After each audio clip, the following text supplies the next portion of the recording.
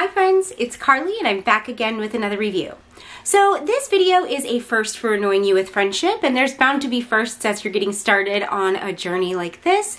But I posted this video a couple of days ago. I did a review of Panthro from Super7, and I reviewed that video, posted it, and shared it to the places where I share it. Then I started to get some comments in, went back and rewatched the video, and just wasn't comfortable with the video that I had produced. So what I decided to do was private the previous video and do a couple of things. First, I attempted to edit the video to make it the way that I wanted it, but you guys know that I like my format and I am not technically savvy. So the editing wasn't coming out the way that I wanted it to, and I really do like just the free-form format of speaking to you. So I decided that this was the best option and I'm just gonna do it again. Long story short, I made a video. I wasn't super happy with the way that it came out, so I'm starting all over. So for those of you who have seen the previous Panthro video, this is gonna be a lot of the same info done a little bit differently. And for those who haven't, welcome to my review of Panthro. So let's go ahead and start looking at this figure.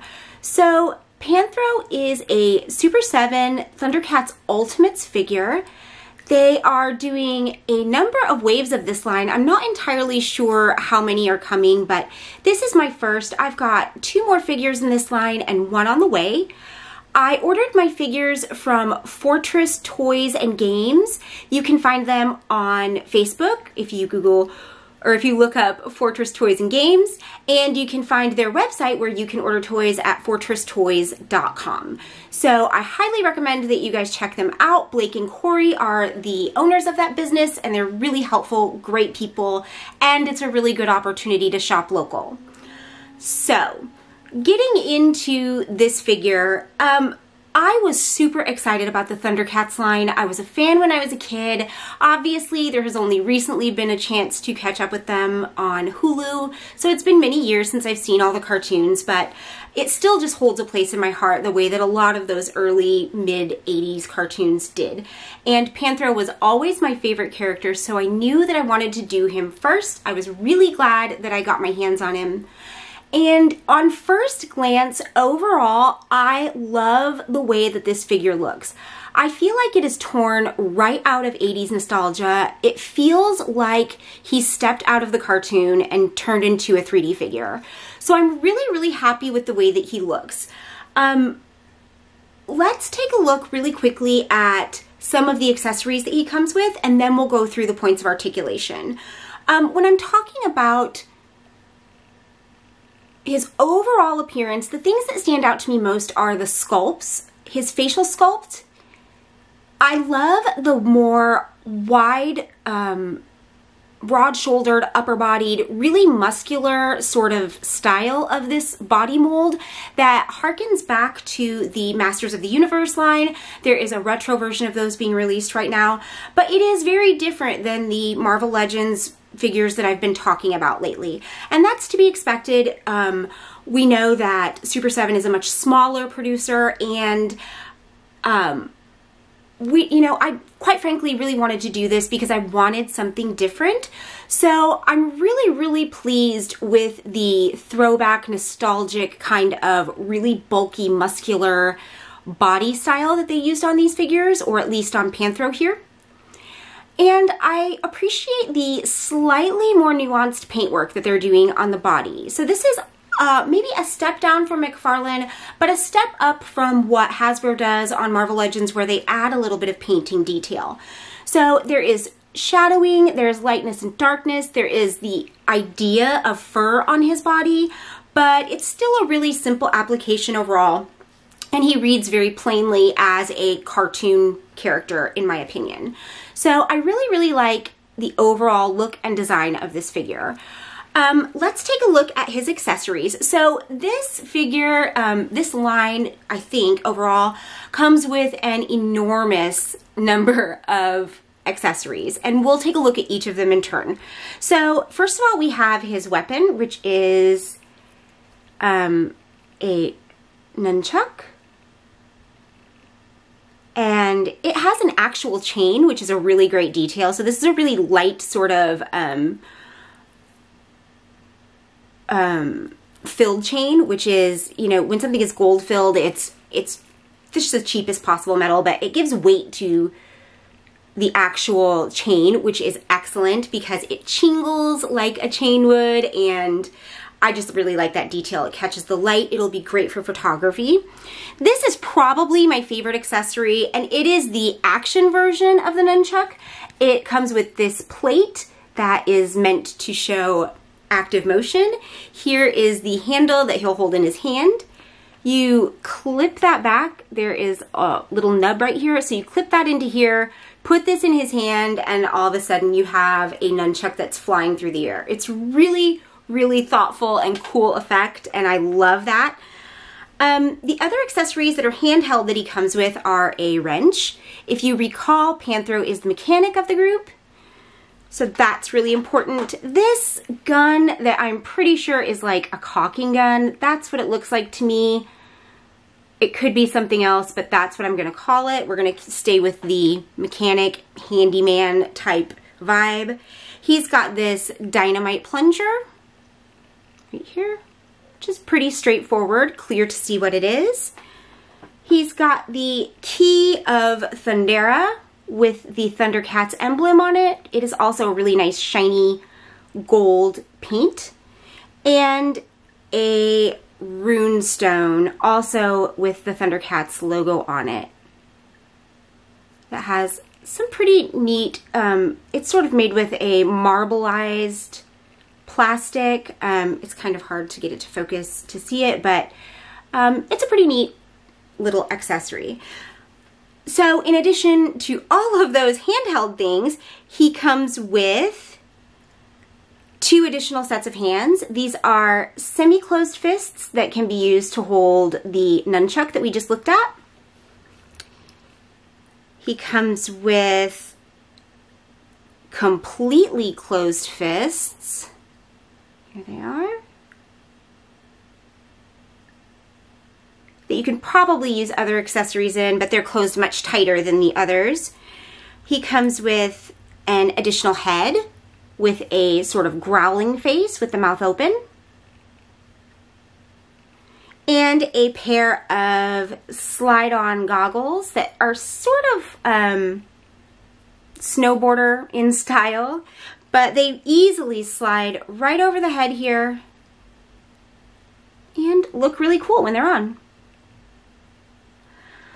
So, as I said, this is kind of a dizzying array of accessories, and I sort of, as I was looking at them, divided them into 2 different categories. So there are practical sort of handheld accessories that you can actually use with the figure, and then there are nostalgia sort of storytelling accessories that aren't necessarily practical for playing, posing, or using the figure, but will kind of give a really nice sort of warm and fuzzy recall to the show and the things that we love about Thundercats to the person who knows. So I think it's pretty obvious what those are. The sort of warm and fuzzy accessories are kind of the key and the rune stone, which is fun, but you're probably never going to put that into the character's hand. Honestly, I actually tried. They don't sit very well and are really more just a nod to the series than something that you can use. The 3 sort of mechanics tools that he's got here, let's look at those. None of these are easily held in the hands of the figure, and none of them really speak to a photography moment. So you might be able to use these with him or with other characters to create a particular scene, but they are very flexible. They're not like sturdy pieces. I really think it's more just, again, nostalgia for reminding us who Panthro was and what he was all about. These aren't great accessories to use and wouldn't necessarily read really well to create a scenario with your action figure. So those are sort of to the side for me. I'm super glad they were included. It was thoughtful and they look nice even if they're not the most sturdily crafted.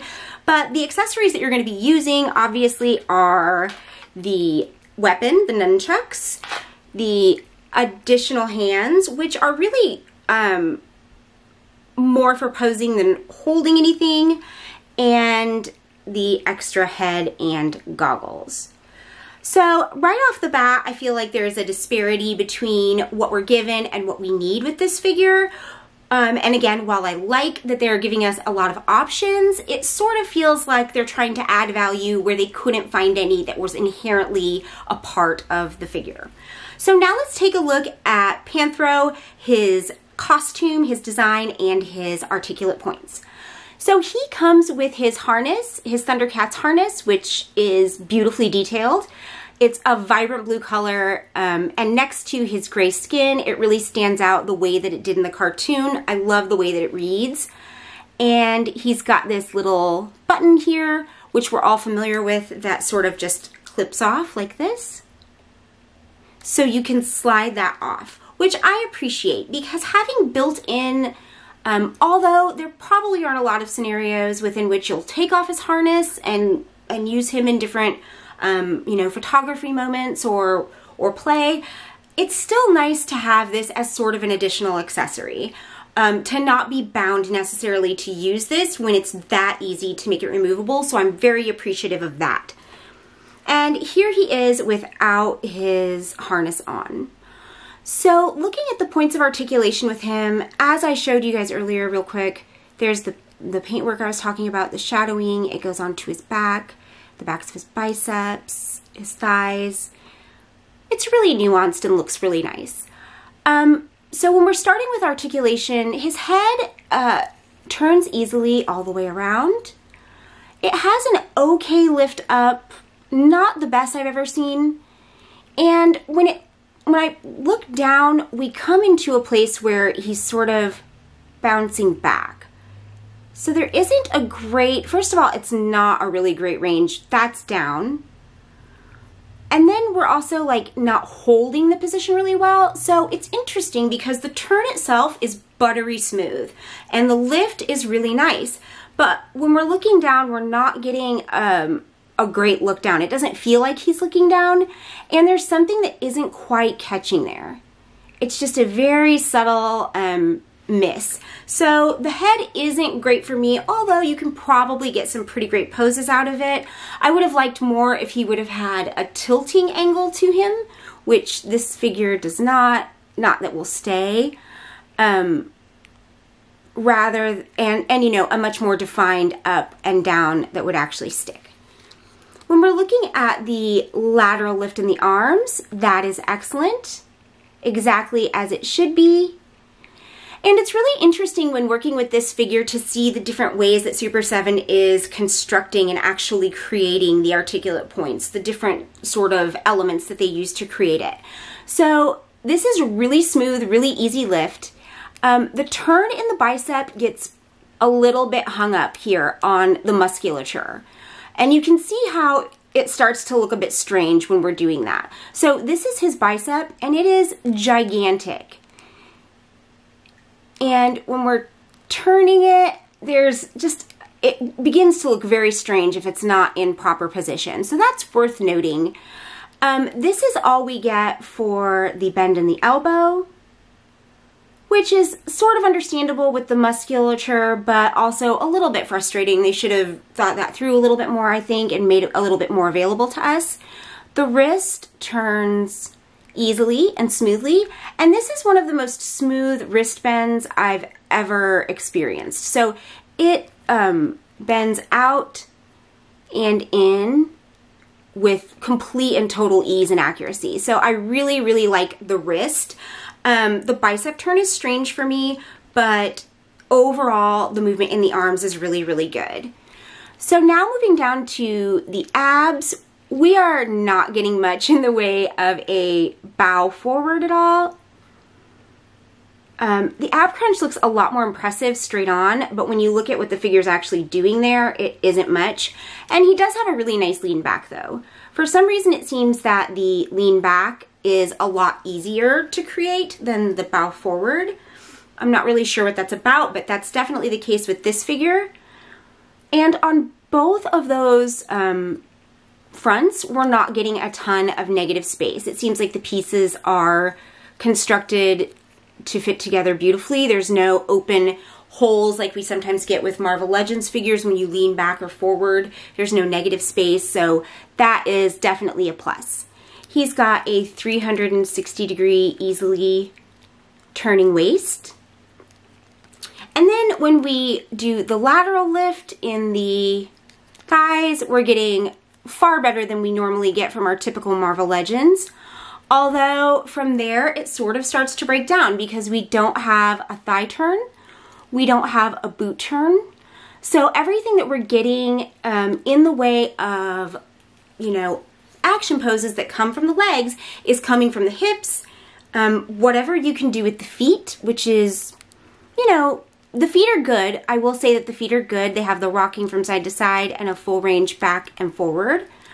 And a knee that bends just at a 90-degree angle. So when that's all you have to work with on dynamic poses though, it just isn't enough. As much as I complain about the impracticality and the weird nature of the boot turn, I would have rather had a boot turn than nothing at all on this figure. And for me, it doesn't seem like that should be prohibitively expensive as far as creating the figure, especially when we're talking about a 6-inch action figure, albeit with a variety of accessories, however practical those accessories are, in a much higher price point than we're paying typically for a figure this size. So, you know, calling this an ultimate figure, having it be a Thundercats Ultimates Super 7 action figure, I don't think they can really rest on accessories alone to create that feeling as a consumer. So for me, just getting all of these extras, while it's really cool and exciting, I'm easily able to discern about 50% of those that are not useful or practical and that I won't ever probably use. So that already reduces the value of the package as a whole. And then when I'm looking at the figure, if I'm not able to use the articulate points that I'm used to and get the most out of those, again, it's sort of reducing value. So I'm taking my ordinary figures in this price range, maybe tack on $5 because Super 7 produces on a much smaller scale and isn't mass producing these types of figures all the time. So we know that it's just going to cost them more because this is a special project for them. But tacking a few bucks on for that, then as I'm looking for more value, I'm kind of finding less as I'm going through point by point. There are fewer articulate points, fewer practical articulate points, fewer functioning, fully functioning articulate points, and while there are an array of accessories, only about half of them are really worthwhile and add value to the figure as a whole. So, it's not all bad for Panthro because this is a nostalgia piece. I think the most important thing is making him look the way that we remember. And for that, Super 7 nailed it 150%. This couldn't be anybody else. They didn't leave anything to chance. I feel like even the colors, if you held it next to an episode of the cartoon, would be spot on with his harness as well. I think that they really, really nailed the look of this character. And overall, for a series that is as old as this is, as much as we wanted to have these figures in our market today, they really sort of hit the most important part, which is getting him to look right. So for that, I'm really happy. I'm not disappointed in these figures overall, but I do think there are things that could have been done better. So hopefully as we see more Thundercats roll out, we'll see a lot better options and use of accessories packs to come. So that is that on Panthro. As I said, this is an unprecedented Knowing You with Friendship video in that I didn't like it, and redid it again. I feel much more confident with the way this one's come out. I hope you guys enjoy it. Please share your comments and let me know how you feel about the figure, how you feel about me changing my mind about my video, and I'm going to forge ahead and do Mum Rot next. That'll be coming up either this evening or tomorrow. Thank you guys so much for watching, and I'll be back really soon with another one. Bye, friends!